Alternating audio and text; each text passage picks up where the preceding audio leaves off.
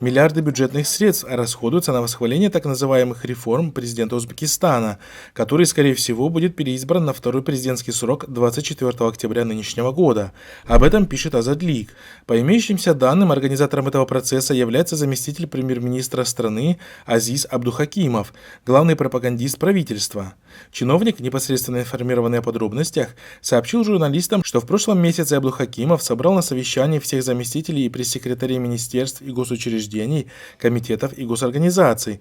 На этом совещании он обязал министерства, комитеты и госучреждения перевести денежные средства на счет Национальной ассоциации электронных средств массовой информации Узбекистана, НАИСМИ, негосударственная ассоциация, для подготовки новостного контента об осуществляемых реформах. Я много вижу своих коллег, журналистов.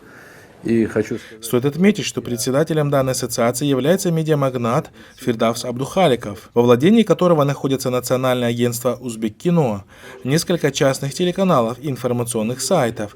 Если в эпоху правления Ислама Каримова он считался главным пропагандистом его старшей дочери Гульнары Каримовой, то при нынешней власти он превратился в главного пропагандиста реформ Шавката Мирзиёева. Речь идет о принудительном переводе на счета данной ассоциации многомиллиардных сумм, выделенных из бюджета. Это осуществляется в рамках соглашений между НАИСМИ с одной стороны и госучреждениями и банками с другой стороны. По условиям этих соглашений министерства, госучреждения и банки страны за миллиардные средства приобретают медиапрограмму этой ассоциации «Новый Узбекистан. Новый взгляд». Конкретная сумма этих средств зависит от финансовых возможностей министерств и госучреждений.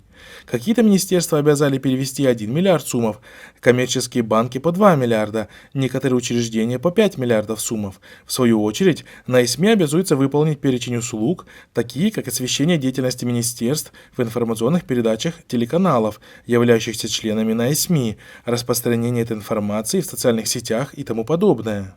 Отвечая на вопрос журналиста Азадлика о принудительном характере данного соглашения, заместитель НАИСМИ Раджабой Раджабов заявил, что якобы никого не заставляют перечислять деньги на счет ассоциации. Ассоциация лишь предложила осуществить 60 проектов на более чем 50 платформах. По его словам, правительство не вмешивается в эти соглашения. Вместе с тем, он подтвердил информацию о том, что в прошлом месяце на совещании под председательством заместителя премьер-министра Азиза Абдухакимова участников совещания ознакомились с медиапрограммой «Новый Узбекистан. Новый взгляд».